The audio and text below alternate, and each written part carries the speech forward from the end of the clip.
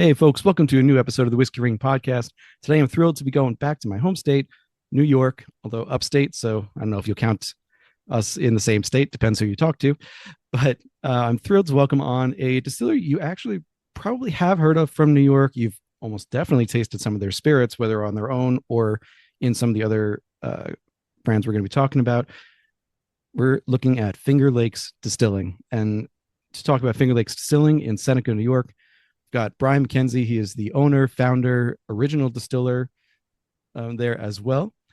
And Brian, welcome on. Thank you. Glad to be doing this. Absolutely. So I always love doing home state representation here. New So York's coming in strong with the whiskey, definitely. we're always top three in terms of number of distilleries. You go back and forth with I think California and Texas, depending on the year. Um, Yep. Take that Kentucky. Um, So we'll start off where we normally start off just to set some context. And that is, what is the origin story of Finger Lakes Distilling? Yeah, so we are one of the original distilleries in New York State. With this whole craft movement, we started in 2007. So we started with a lot of the other upstarts at that point in time.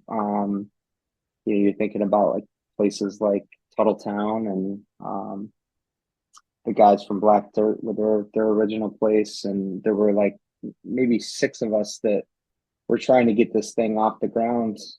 So we had to change the laws in the state. So we started you know, basically had to change the legislation to have the farm distilling laws that we all most of us operate under at this point in time. So that was 2007. That's when we changed that and then got our business off the ground. I'm from the area. I love the Finger Lakes. My grandfather was born in Scotland, and I've spent a lot of time over there, kind of like visiting distilleries, and that was the spark for the idea. My background's in economics and finance, and um, at that point in time, I had a transition. I was working in banking and looking for something else to do, and that's when we started working toward this change with the laws, and then uh, got that through. So bought the property, and I was playing around with distillation, kind of in the backyard and in the garage and that kind of thing, and it just seemed like something that would be a great addition to our local wine trail. So that's kind of where the direction we went in, and um, it's been great. It's been a very solid, like kind of niche business in the Finger Lakes that really works well with the wine industry, but something a little bit different. We should know New York's also one of the top wine producers in the country.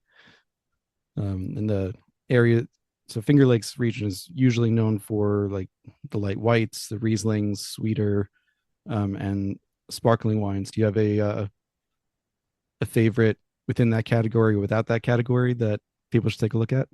Well, I think we've been making great wine in the area for God, a couple hundred years, right? Like Mm. you think about the old Taylor plant, and like it was, it, an enormous industry, and then you had all these different grape growers that were supplying grapes to, a consolidated uh, processor. But then, when that kind of changed, they created the farm winery license where those growers could then make their own wine. And it started with things like catawba, which we distill a lot of like native grapes, which make awesome distillates. And but as far as like wines, they're not highly regarded, but you can make great wine from it. But then you had people bringing in the vinifera, the stuff from, like things like Riesling and Gewürztraminer and those types of varietals that the Alsatian varietals that have done an amazing thing for our area. Cab Franc now, and all these wonderful wine varietals that are really putting us on the map in terms of like you know a great grape growing area, and it's bringing people to the area. It's bringing money to the area in terms of like grape growers and investors and all kinds of wonderful things. And um, I think that's really helping our business quite a bit. So I want to start our kind of formal questioning. Uh, Normally, I would start early on, but I'm actually going to start with where you are right now. So we are recording in February of 25, and last month you were opening a new location in Ithaca, and I was reading an interview about the new opening, and they had you quoted as saying, we've had a good year. I'm figuring talking about 24, and this is an exciting time for our industry. It's a good time to grow a little. Uh, that immediately popped out to me because I think right now, industry wide, we're definitely seeing a slowdown. We're seeing cuts and overproduction kind of coming to roost all over. But this is, a uniquely excited and optimistic tone to be taking them. So I wanted to start there because it seems like, industry aside, you've got some positive things to look forward to. Yeah, it's a pretty perceptive question there, because there are like headwinds in the industry. There's no question. Um, I'm optimistic about it. I think the industry grew very quickly, and I think there were uh, some companies that are, I hate to say this, but it's like a little bit of thinning out, which they're good people that started these companies. So I hate to see it happening, but I feel like the you know people are going to want to drink the products that are well made, and um it's going back to you know a little bit extra aging on your whiskeys. It's the stuff that's going to make the product better. And I feel like we've always been about that. And it's also like the companies that have been just buying product from somewhere and not really adding value to what the product is. I think a lot of that stuff is I, I I just don't think the consumer wants that kind of thing anymore. So I'm optimistic about where we're headed. We kind of jumped into this before the real downturn, which we're seeing now. Not with our company so much, but we opened the facility with the idea that we didn't have any more room at our current location, so um, we bought that facility. We're gonna age spirits there. We're gonna move our bottling there, and we opened a little cocktail tasting room there. So, and we opened it in December, which is not the best time of year to do that, but um, it's it's got a nice little following. So I'm super excited about it. And my wife and I both went to school at Binghamton, so we know the winter. December in Ithaca can be a little bit rough, weather-wise. Probably have a couple of snow days for sure, but no, again, it was an exciting thing to see. It was a happy bit of news in what's otherwise been kind of a torrent of negative news for the industry. So I just wanted to start there. Yeah, no, I mean it's not a rosy time for the craft beverage alcohol industry. It's like it's there's a lot of concern, and we had our Distillers Guild meeting a couple weeks ago, and there's a lot of pain, in the room, and I'm concerned too. Don't get me wrong. Like, it's not like I have this like view that everything's going to be fantastic, but at the same time, like, I do see this turning around. I think things are going to be um, I think things are going to be okay. I think there's going to be some thinning out, which I hate to see because I honestly love everybody that we do business with and that are um, in the industry. But yeah, we'll see where it goes. So with that, we'll jump back to the beginning of the story. So you were the, as far as we know, you're the first distillery in the region, certainly since Prohibition and perhaps pre-Prohibition as well. Uh, you said you've got the Scottish heritage working for you with the name McKenzie. You visited Scotland, and that was part of the inspiration. When you brought that idea back to the States, in addition to the legal challenges that you had to do with updating the legislation and such, um, did you also look into, was there a distillery or let's say a legal distillery in the area at any point?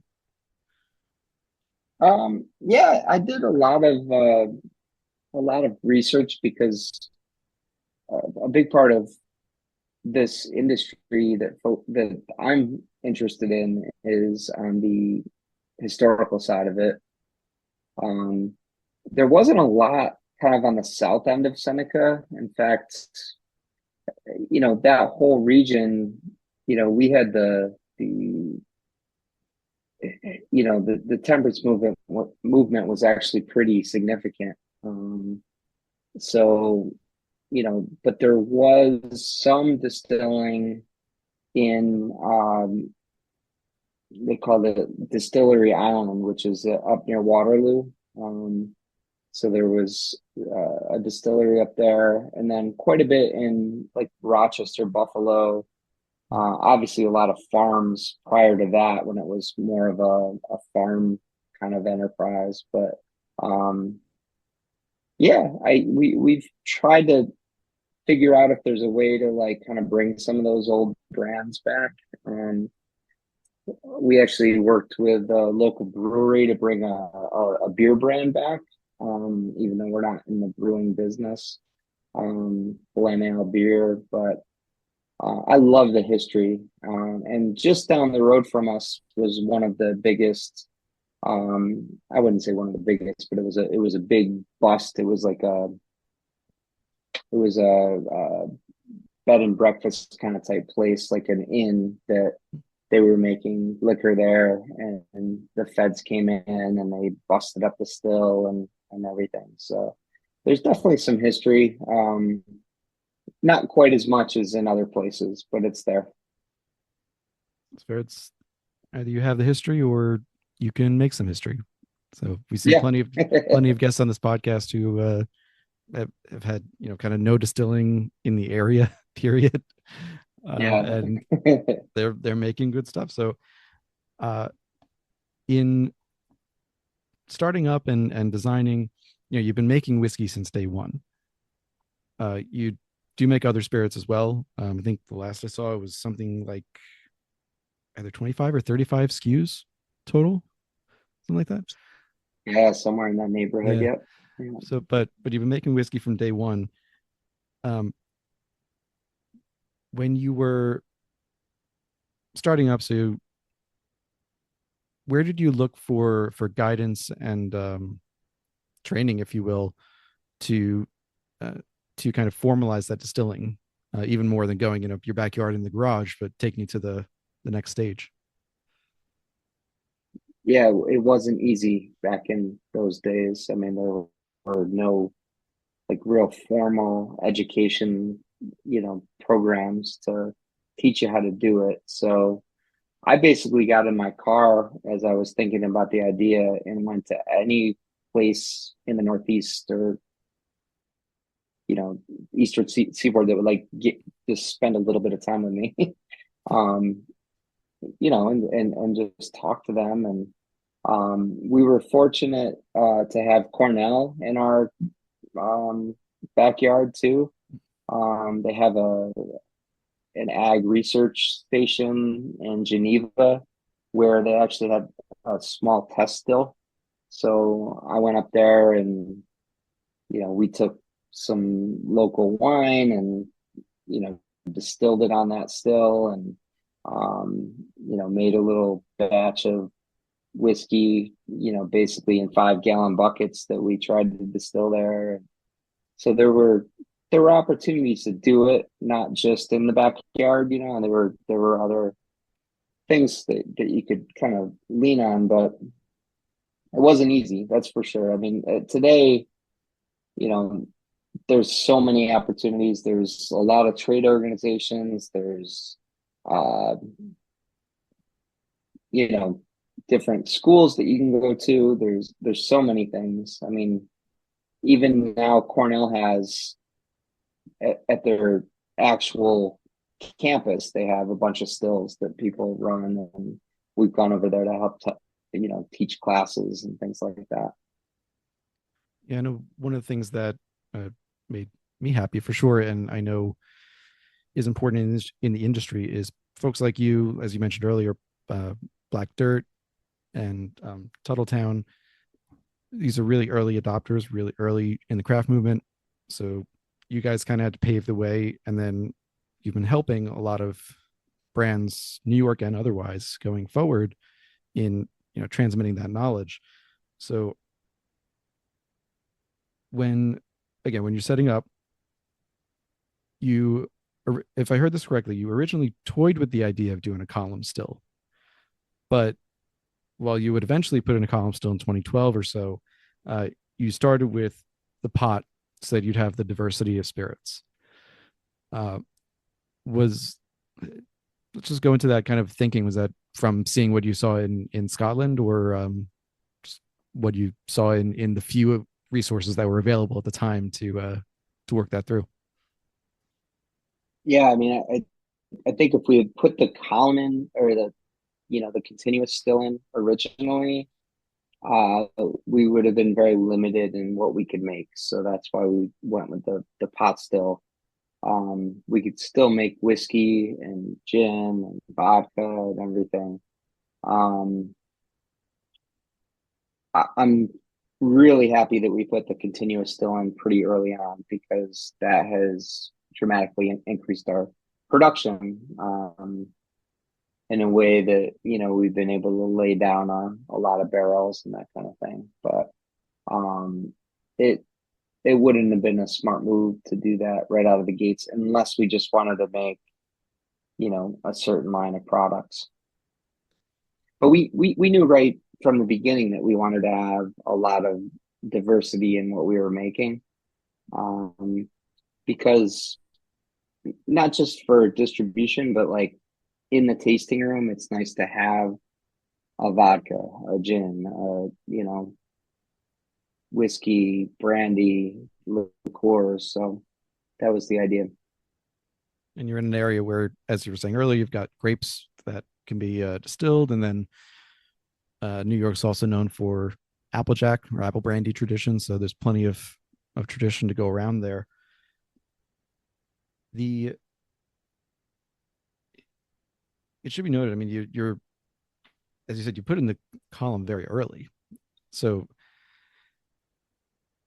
jumping back a step, when you were thinking this out as well, I'm curious what you drank beforehand. Um, well, first of all, the comment about the column is interesting because it it was a kind of a big step for a craft distiller. There were not columns being used. Yeah, not at all. When Yeah. we had Vendome build that for us, they had never made one that small. I don't think they've been working obviously with big, you know, whiskey distillers, and they're all at least 3 feet or 3 feet diameter kind of things. But so it was a big step, and they made a sister still to that they put into Jim Beam as like a test still. But yeah, it wasn't easy to like make that jump. Like nobody was running these things, so it was easy to go to like another distillery and be, you know, kind of observe how they're running their still, and that kind of thing. But the continuous still was a big jump for us, and there weren't people, like I said, there weren't people using them. So, but once we got over that hurdle and figured out how to do it, it made a lot of sense. The efficiencies and the quality of the whiskey and everything, I was happy with. So, but I can't remember the second part of your question. Oh, I was gonna ask what you used to drink before that. But just before we answer that, so I just want to throw in the stats that the column is a 12-inch column, 25 feet, 12 plate. So it's not a small column. Like it sounds like one. It's one of the. I don't think they'd make them a lot smaller than that. Like that's a pretty small one, but we can run four to five barrels of whiskey off that a day, based on a 10-hour day. So, I mean, still, I think so maybe small is not the right word, but it's like you said, if you put anything that's 25 feet tall in the facility, it's going to take space. It's going to take planning, permits and all that. So that's why I think like not a small thing to put in the column. So the reason I want to ask about what you drank before is because you have these whiskeys that you started from the beginning, and before I say the mash bills, have the mash bills stayed the same? yes, yeah. Okay. I mean, we always dabble with new things, but yes, we have our standard products. The mash bills always stay the same. Sure. So the standard mash bills. So for the rye, you've got 80% rye, 20% barley. For the bourbon, if it's the rye bourbon, 70, 20, 10. The wheat, it switches Yeah. out the 20 rye for 20 wheat. 100% malted barley for the single malt. Yes. Okay, I thought so. I didn't confirm that one. But so the reason I'm thinking about that is So with that one, we generally use New York State barley for. So we still release that under the farm distilling laws. So it has to be at least 75% New York State barley.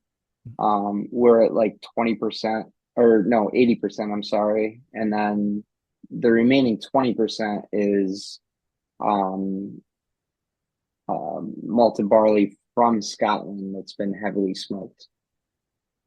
So it's nice. a So it's a peated barley. No. no, I've had I love the profile to it with the farm laws. I know originally when you started, again, this is when farmers were not thinking about distilling in New York. You had to import barley from other states. Like you couldn't, when you started, you couldn't get all the barley you needed from New York. But for several years now, you've been able to get, as you said, up to 80% from New York, and then the other Yeah, 20% being Scotland. we could definitely source barley. We just couldn't get malted barley. That was the issue. So Oh, so we started by malting it ourselves, um, which that's actually a pretty good story. We that's on did. my list. So go for it. Yeah, we decided to build our own malt kiln, and we built this beautiful. It wasn't even beautiful. We had visions for it being beautiful. It was a very tall malt kiln that kind of had like the pagoda roof, and it was really ugly, quite honestly. And we it was white and black. It looked like a almost like a nun standing on the hillside.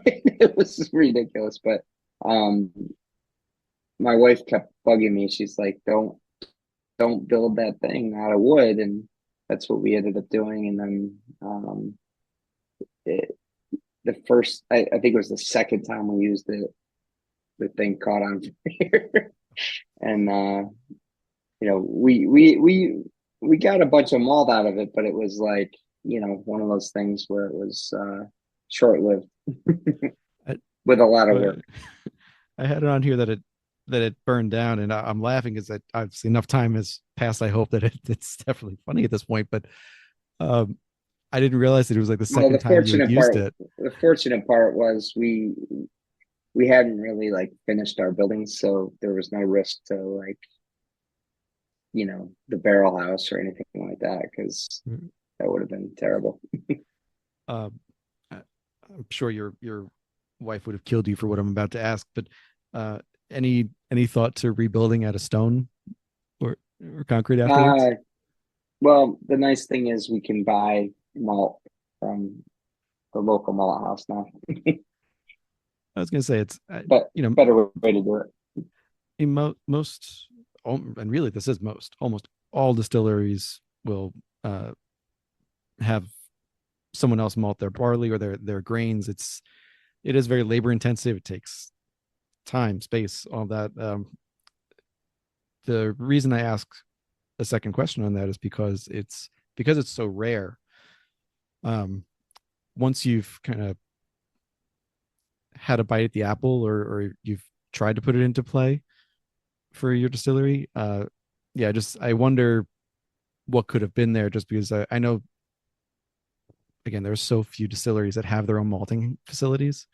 We are fortunate; we've got another one right here in New York, um, but it's still pretty rare. So, do you think you would ever do that, or you're good with with having someone else malt it and focus on the distilling side? I don't know. We might get back to it, but those would be small scale, like single barrel type projects. I feel like I don't think we'd look at it as like a large scale project um, at this Fair enough. point. But who knows? Fair enough. Um, so you were the original head distiller at Finger Lakes. You were starting out, but now we have Jared as your distiller. Uh, No, Jared actually has moved on. So we started out with a gentleman from Southern Alabama. He was a McKenzie also. So oh, that's kind of like the main reason our like main brand is McKenzie. Um, and then he moved on, and then we had Jared for a couple about 7 or 8 years. And he was fantastic, a good friend of mine, and a PhD chemist. Just knew the inside and out of like the science side of what we were doing. He went back to teaching a couple years ago, and the latest distiller we have is Colin McConville, who's been in the industry as long as I have. He worked at Harvest Spirits for a few years, and then Rootstock Spirits up just east of Rochester. So his main focus has been on the fruit side of distilling, but he's been fantastic. And then under him is Chris Pearson, who's been with us for over 10 years, I think, and he's you know he knows everything inside and out as well. So well, that goes for an oops for me on the research front. But it's that's all interesting right. you have Colin, I'm going to be talking to Derek at Harvest Spirits in the next couple of weeks. So, um, Nice. there'll be a nice connection there. Again, trying to get a little bit Yeah, back into I New York. So, just saw him a couple weeks ago at our guild meeting. He's one of my favorite guys in the business. So yeah, I'm he I'm makes looking some forward to it. amazing stuff. Yeah.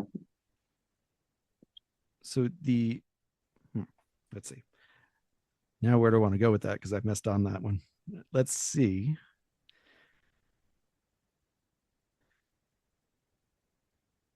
All right, so let's go in this direction. So as of, oh, actually, there was one more question on the legal side I wanted to ask. So this is again going a couple of years back, but something that's been helping craft distillers nationwide has been different tax credits, and that was the temporary tax credit was made permanent a couple of years ago, and up to I think 100,000 proof gallons per year. Hmm. But on the state side, at least as of 2019, a couple of years ago, the production tax credit for brewers hadn't applied to distillers. Is that still the case, or was that changed? No, that was actually changed for the good for our business. Can you still hear me? Yeah. Okay. Um, yeah, we were successful in basically changing that. So for years we got the same tax credit that the brewers did, which was like 19 cents a gallon, which did nothing for us. Because when we're producing, it was all based on like the alcohol by volume kind of thing. Mhm. So, we were producing a lot of alcohol and not getting any kind of production tax credit for it. Um, but now it's been revised so that, it's basically on par with what the brewers were getting. So, that's been a huge benefit for our industry. And getting that change that I think has helped a lot of the businesses. For sure. And it's businesses that are on the smaller side, and also ones again like Finger Lakes that have what I would consider significant capacity, especially relative to other craft distilleries just in the state. You guys have quite a bit more capacity. So in the It's been one of the bigger success stories in terms of like legislative changes. I mean, obviously, the biggest ones were the early adoption of the farm licensing and that kind of stuff. But since that point in time, the production tax credit was huge for us. awesome, New York has been for anything else. It costs a lot to live here, but they seem to understand that alcohol brings in a lot of tourism, a lot of money for the state. So, and what state doesn't Yeah, like I a little mean, more tax revenue? 17 years ago, it wasn't the case. Like nobody thought about this, and we were just kind of a thorn in their side. But like since that point in time, um, you started to see people understand like we're helping agriculture, we're helping tourism, we're doing things that are bringing economic activity to the area. And it's been great. I mean, we have a lot of friends on both sides of the aisle in Albany that have been amazing to work with. So I really can't complain about any of that. I mean, there's always other things we could do to help the businesses, but generally that's not been an issue for us. Awesome. So uh as of no, I'm going to go a different direction here. So this I was going to go with COVID, but I'm going to go before COVID. So I got into this hobby interests, what have you, probably in the mid 2010s. And one of the first places that I went to for a podcast and for information was Bourbon Pursuit. You've been on there twice that I caught, so at least twice.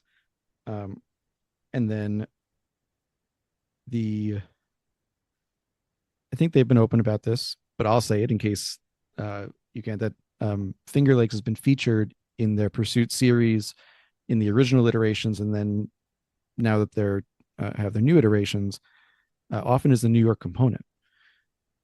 And so Finger Lakes became exposed, if you will, to in a positive way to a much bigger national audience, something that not a lot of distilleries got. I'm curious if you're able to talk to that, how that relationship came about. Uh, Gosh, I mean, yeah, they're candid about the fact that they use our whiskey, so I don't think there's any reason I can't talk about it. Um, Kenny and Ryan are awesome people. They built something really special with their podcast that I think they just had a passion for the industry, and you know they they built relationships because they're just like awesome guys, right? Like they're easy to talk to, like just fun people. So they built something special with the podcast, and I think they had the idea to try to monetize it a little bit. And why not, right? Like they Yeah. started doing some single barrel picks, which we participated in, and somehow they they took a liking to our whiskey, and they thought it would be a great component, and their regular pursuit series kind of are their regular brand. So we do produce quite a bit every year for them, and I think the world of those guys. They've been up to the Finger Lakes, to hang out, and um, I've been down there to see them, and it's been a good relationship from our standpoint for sure. And I think they would probably agree. They like the whiskey. They like working with us. So I obviously don't know what was in their heads at the time, if they were looking particular for a New York whiskey or something else, and so I'll have to ask them. But yeah, I couldn't tell you exactly how we became part of that, but they've got a Tennessee whiskey and a Kentucky whiskey in that core brand that they have, and then the New York whiskey from our place. Um, but they're pretty transparent about what they're doing. They're not really trying to like hide anything. So I'm sure yeah, they'd no, be happy to chat with you about it. yeah, absolutely. I know that they are as transparent as they can be, and other distilleries may not let them Yeah, be as transparent. So I'm sure they appreciate it as well. Just being able to say, yeah, this is from Finger Lakes, as yeah. opposed to having to say, no, we can't say where it's from. But um, That's what I love about those guys. It's like we're the same way. Like we're gonna just tell you what we're doing. Like yeah, it, we'll tell you exactly what's in the whiskey, where the grains came from, where I there's just so many distilleries that are not like that, and uh, I feel like the consumer wants that information at this point, but so we're gonna take that route, but um, did that that did that that's kind exposure of that the ethos of our business. sure. And did now that What's it's been that? now that it's been a couple of years since you've been added to their rotation, uh, have you seen any direct uh, sales of your own product that you can trace back to people knowing about you because of Pursuit series? I mean, I think it's definitely given us some, I guess, street cred, amongst whiskey aficionados. I don't know that it's like moving the needle big time with like national sales or anything, but we do get people from like whiskey clubs in Dallas, or places that are like, we know that you work with these guys, and is it, can we get a single barrel from you, or something like that. So it's all anecdotal. Like, it's not like we're, I can give you a number as to what it's done, but I value the relationship a lot, and I think it's done a lot for us in terms of like opening doors and that kind of thing. For sure. And reputation is is king in this and many other things, of course. And it's something I like the way you put it. Street cred is, I think, a better way to put it. Yeah. Uh, and it makes me jump to a totally different question, but it's related. It just wasn't one I thought I was going to come to this early, which was, um, you you've never really gotten into the award game so much. You when you were on Buffalo Happy Hour, this was a couple of years ago, in I think 21. You said you hadn't really got into the award game, like award shows and IWSCs and all these. With the growth of the brand itself, of the Finger Lakes Distilling, McKenzie whiskeys, but also the growth of more competitors around you, both locally and nationally. Have you given any thought to revisiting that, or are you content to say, look, we're building the street cred in this way instead of through a medal? I mean, I think the medals, there's a place, right? Like the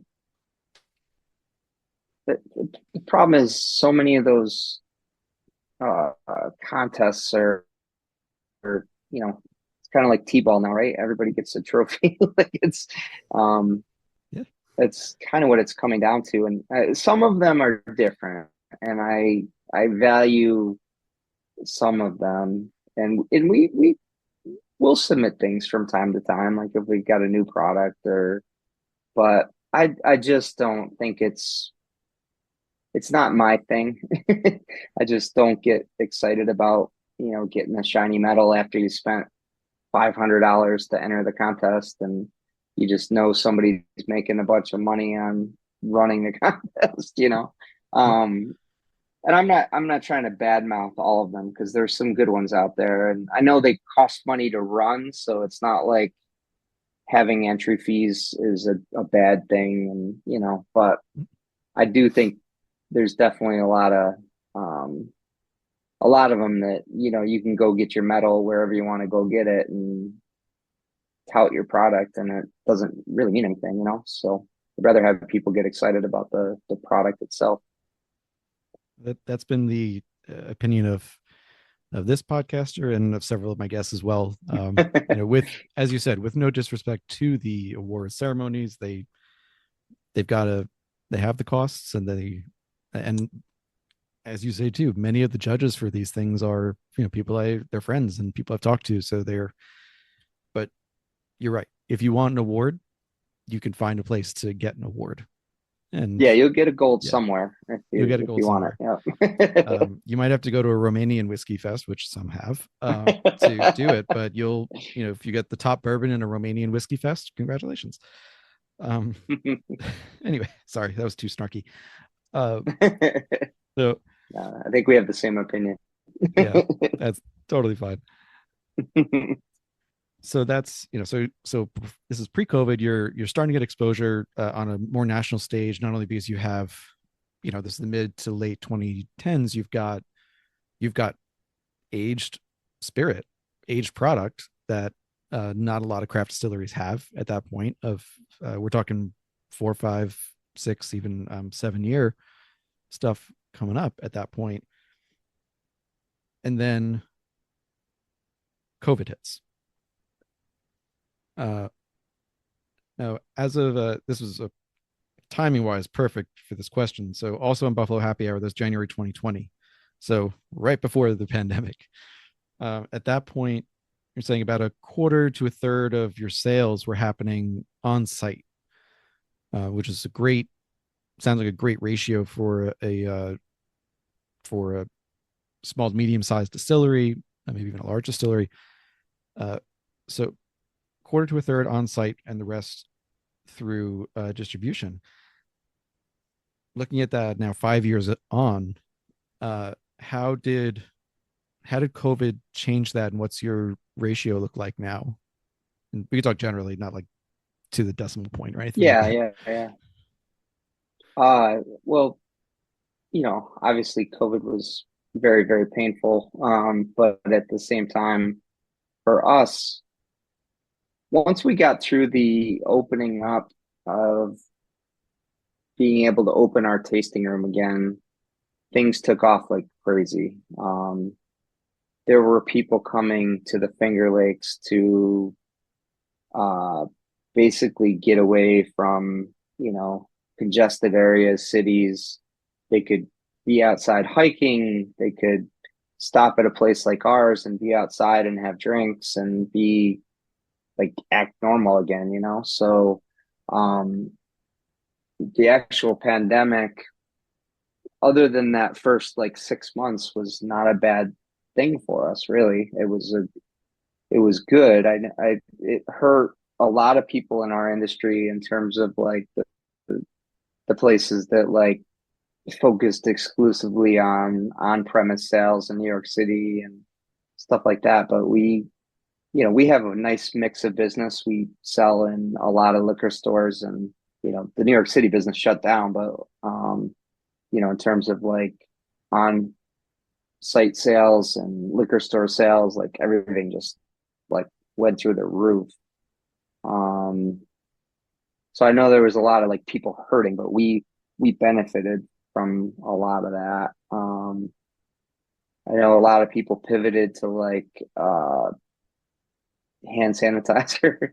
which we made some initially for the local hospitals and you know that kind of thing, but we just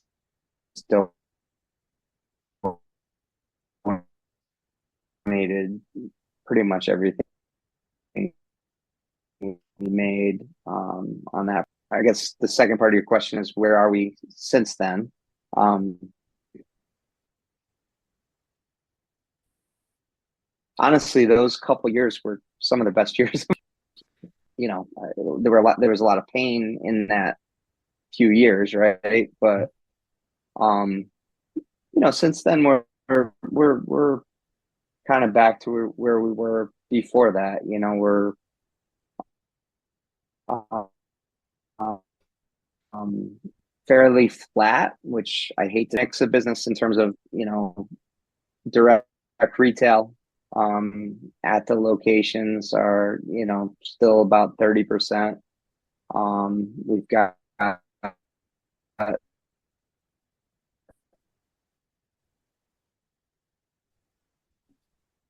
Oop, I'm losing you a little bit. a decent amount of wholesale business. Are up like, oh, how's that? That's better. You there, man? Okay. Yeah. Um, so yeah, things are flat year over year, and then we do the contract work, which is about 20-25% of our business. And that's a great way to transition over to that question as well. So the contract business is kind of wonderful, and I like that not only you but also other guests such as Black Button have done some contracting. I'm trying to get the guys on from Black Dirt. It's been a little tough to keep contact, but they also did a Yeah. ton of contract work, and all of you guys have really done a great job of giving some brands a chance to just get started. Give them some capacity to get started without either having their stills ready or without needing stills right away. So, how early on were you doing contract? I'd say pretty early on. I mean, I think we took on our first client maybe, let's see, if we started 2007, probably by 2010 we were doing something. We've had a lot of places that come on board and then, they either take their brands elsewhere or they shut the brand down. You get people that think that they're going to make 10,000 cases of vodka and sell it like that, and it's like, it's just hard to do. Right. But we don't mind at least giving it a shot, right? Like as long as you like the people and you think that they are going to get behind it and try to make it happen, it's it it's been a fun part of the business, and that I spent a lot of my time with that. And we formulated products that have never been made before in the world. Like we did a vodka made from basically like the cascara fruit, like the cherry, coffee cherry, like the Mm. fruit around a coffee bean. We helped bring that product to market, and nobody had ever made a distilled spirit from that. So, like, it took a year or two to try to figure it out, and it was fun, and they still sell it, but now they're making it themselves. But that's fine. Like, they're still friends, and it's not a big deal to me. Like, I think as long as we make money on it in the initial stages, it's okay, right? Like, Sure. um, yeah, but yeah, no, the contract stuff, it can be great as long as you're getting along with the people that are behind the product. Sure. Sure. Every once in a while you get somebody that turns into an a-hole and you're like, all right, we gotta cut ties. It happens. That's business. Yeah. That's Yeah. how it goes. Uh, this may be, looking a little into the crystal ball, but do you see, I'm just looking down at my note sheet. Do you see any impact to the contract distilling side of things with the overall industry downturn? Yes. We have had like projects that we thought were going to be major projects that have kind of contracted. So I've seen that. Um, not to the extent that it's gonna really hurt us, but I also don't get the phone calls that I used to get. It was one of those things where you get a call once a week about some kind of potential contract project, and that's definitely going the other way now.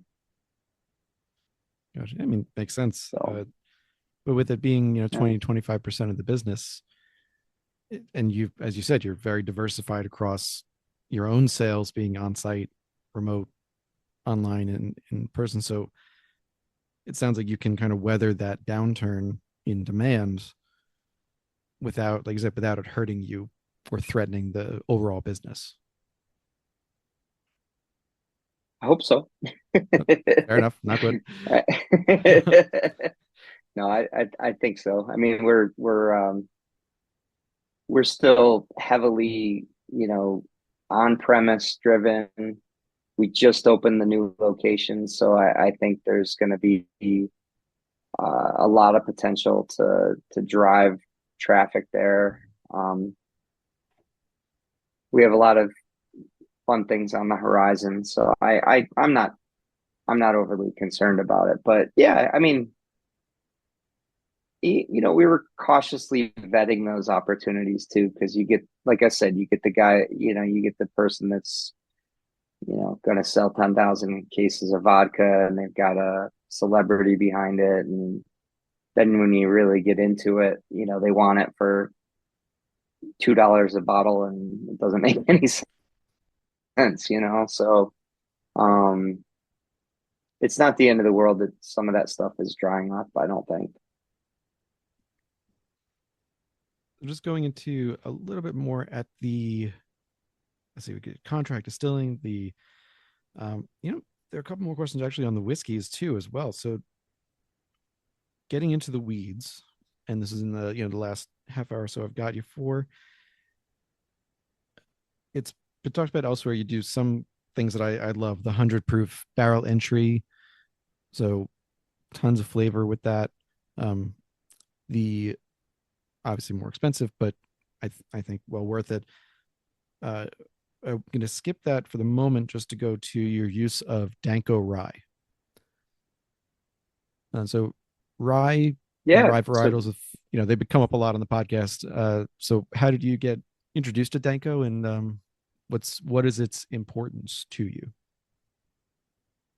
no, it's a good question. You know, we started very early on, and we knew we wanted to make rye because of the historical importance of it in New York State. And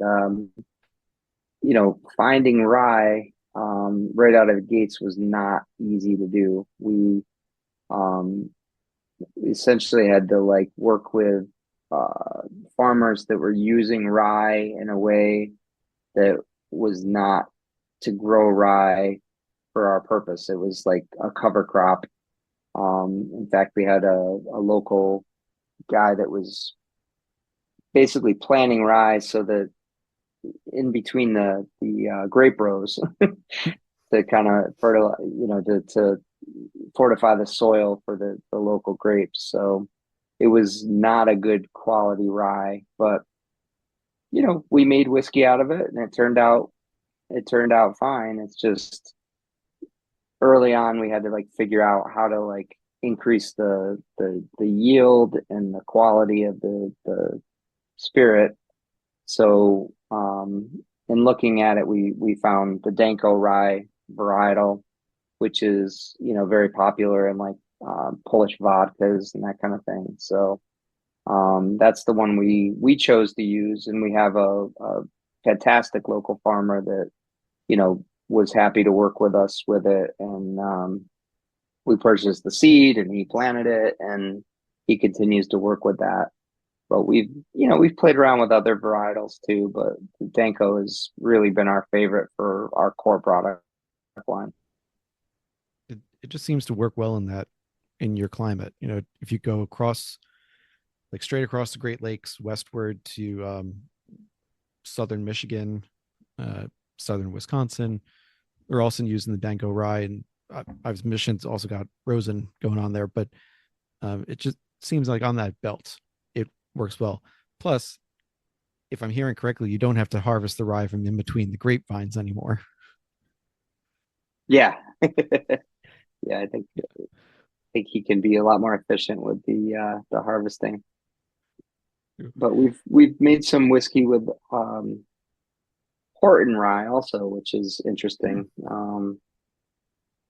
And that's mainly been on a contract level. But yeah, the Danko is the one that we like to use for the most part. Now you're making me think. There's someone else I've talked to who was using Horton rye. Hmm. I don't know. It'll come to me. I'm now going through my like rye varietals and who uses them. I need a handbook.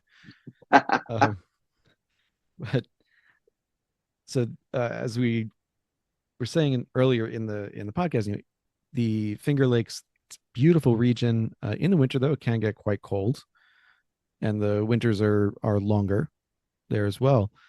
And something I was fascinated by was your warehouses, your aging facility, let's call it, instead of warehouse. That, and this is a couple of years. This is on Bourbon Pursuit, back in 2021. But I mean, you had some heating in the warehouse just because it's such a cold, long winter that you want some kind of action in the barrel over that time. Is that still the regime you're going with? Yeah, it is. And we'll kick the heat on for a period of time, but we do let it get cold in the warehouse also. We like the cycling. We don't artificially cycle the temperatures, but it's just such a long winter where we are. So having the ability to kick that heat on makes a big difference. Because I just don't think the whiskey would age as well if we didn't have the ability to do that. I was going to say, just for kind of a it's going to be apples to oranges, but as close as we can approximate. If you're having like let's say a 4-year-old bourbon in Kentucky, um, it with their variation in season, uh, what do you think you would compare that to age wise for Seneca? Looking like closer to 6 years, perhaps. If without the ability to heat the warehouse, is that what you're Yeah, saying? I'm sorry. Yeah, I should have said that. So yeah, Yeah, without the ability. it's hard to tell, but that would be my guess. Yeah, Yeah. that So would, I mean, I that's. mean, yeah, I mean, look, time is on one hand, time is money. So, yeah, and and your age and spirit. So it's got to come out sometime. But on the other hand, you've also been able to age some spirit up to, as I said earlier, 7, 8 years, and uh, and beyond. I'm guessing you probably have some barrels stored away that are even older, just waiting for their oh day yeah, in the we have sun. single malt right now on the shelf that's 12 years old. Oh yeah, Um, yes, of course. we'll do another 11-year-old bourbon this spring. Um, but honestly, other than the single malt, I don't really want to push our spirits beyond that too much. I don't think our bourbon and rye would taste that great beyond the 10, 11 year old kind of mark. Um, it's just we're doing things in a way that like ages it faster. We're not, the low barrel entry proof. Um, it just the high char on the barrel, like those things, and in a small rick house. It's not like Kentucky where you might have one that's sitting at the bottom shelf, with 40,000 barrels in it. Like it, I just, I've talked to a lot of the master distillers in Kentucky, and they're like, 8 or 10 years is kind of the sweet spot anyway. So like, unless you've got something that's kind of stocked away somewhere else, but um, I know people like the big age statements, but you know, I like the whiskey to taste its best, instead of that. So Yeah, I'm very much with you. I it gets to be just chewing on oak staves after a certain point. It's yeah, it's not like a pleasant. tree. Exactly. Yep. Um, I mean, I think it's different when it's used oak. You can sit on a brandy for 10 or 12 years, and but I think bourbon around 8 years is delicious. yeah, absolutely. I would agree with that.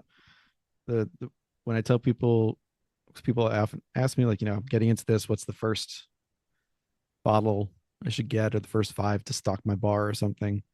I honestly don't say New York bourbons or ryes as often as I should, so I got to fix that.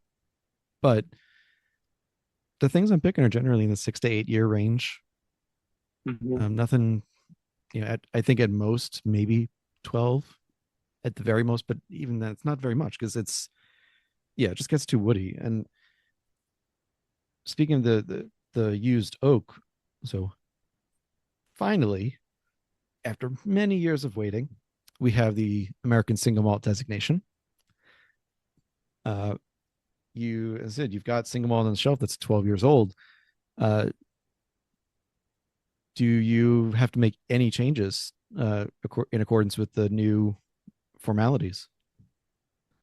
No, we're in compliance with everything, and have been involved, not heavily involved with that process, but definitely part of it. And we're, a member in the organization, and definitely like very keen on seeing this happen. But um, it's not it's not really been a category that like we're laying down a ton of whiskey in, but we've got I say that, but we've got quite a bit, and I think I'm excited to push some of ours. Like we've done 10, we've done 12. I'm excited to see it at 15, 18, 21, like really trying to push that stuff out.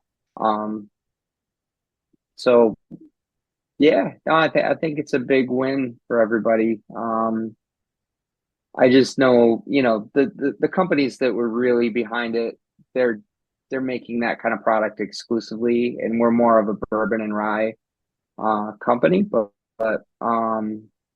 that's not to say we're not excited about it. I think it's been awesome what's happened. So Look, you're, and I say you as both you personally, but also the distillery as an entity.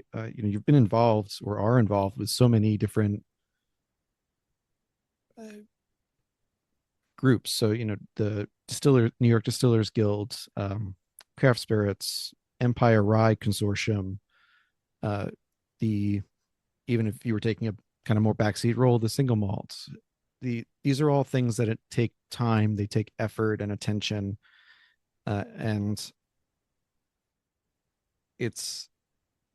I'm curious from your perspective, especially because you have a longer perspective, having been around longer. And I'm sorry, I'm making you sound old, but you're not. Um, I'm getting the old. the I guess my question more is, because you have been around longer and you've been a part of these different movements, if you will, in New York nationally.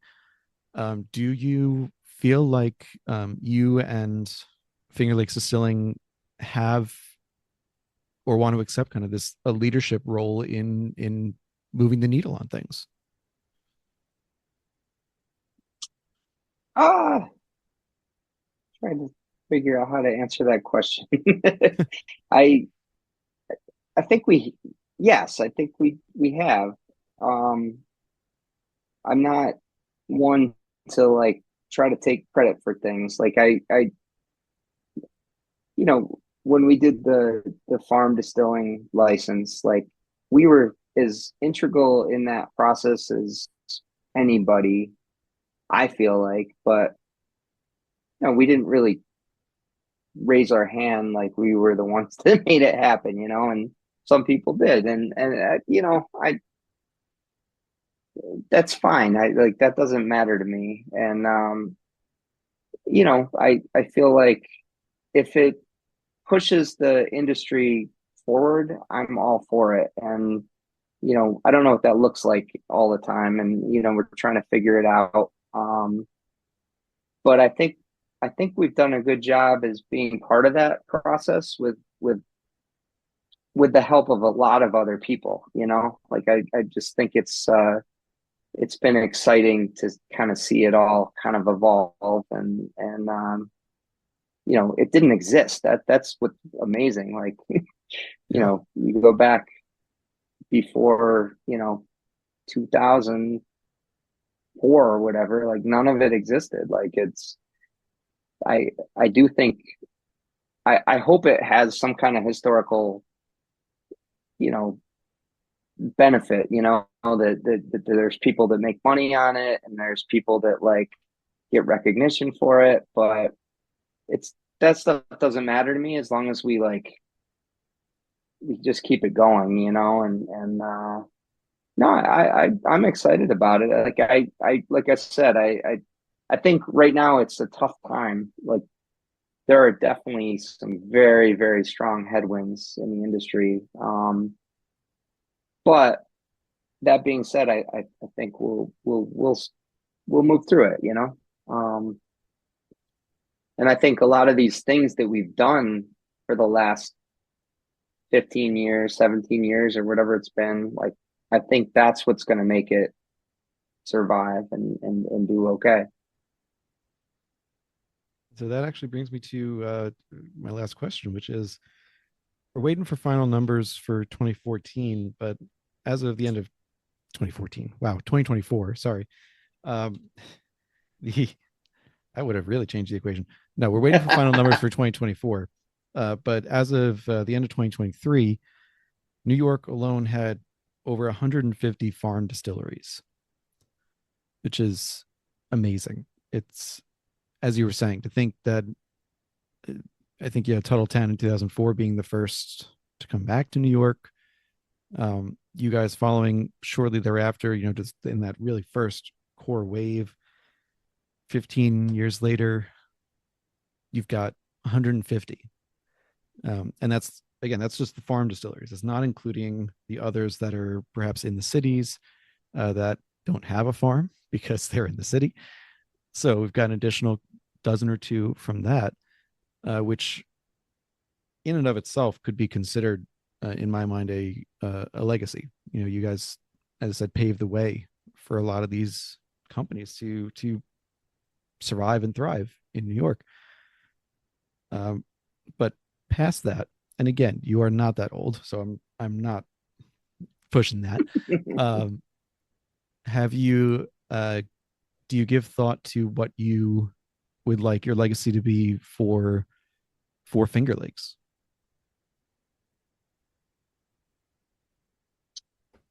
Ah, God. Um, I we're just trying to make a, a product that it comes from a genuine place. So, you know, working with the local farms, making something that we're not trying to do it in a way that you know, if anybody wants to know how it's made, we're gonna let you know. It's it's genuine, you know, and that's what I'm trying to create, you know, and you know, we're not putting it in a bottle that's in a something that's like, you know, tacky or like kitschy or anything just to try to, you know, catch your attention. And you know, sometimes when we do that, I'm like, maybe this isn't the smartest way to make something, but um, you know, I just look at like the legendary Scotch brands, right? Like they've been doing it, and they don't necessarily like make their product look like anything beyond what it is, and they do the same thing. Like I think eventually people identify that that's something that you can drink, and you know where it's from, and it's got a sense of place, and um that's what I am trying to achieve with Finger Lakes Distilling. I don't want to create something that I'm not proud of, and I can't stand stuff that's like smoke and mirrors, and you know, there's just like a fad or so that's kind of where I'm at, but I don't know if that makes any sense. Yeah, no, it does. All right. So with that, Brian McKenzie, thank you so much for coming on the Whiskey Ring podcast to talk about Finger Lakes Distilling, the early days and the current state of affairs for craft distilling in New York. Hang on with me for just a minute after hit the end record. Yeah, I All right. enjoyed talking to you. Awesome. And as always, you'll be able to find links in the show notes to follow and subscribe to Finger Lakes Distilling, their website, follow their social media. Definitely check them out. I know you can order from them depending on the state. You can order, they're often have those single barrels on seal box I've seen quite often. But we'll make sure you know where you can find them so you can pick up some of those bottles. And with that, thank you all for listening. I will see you all next week.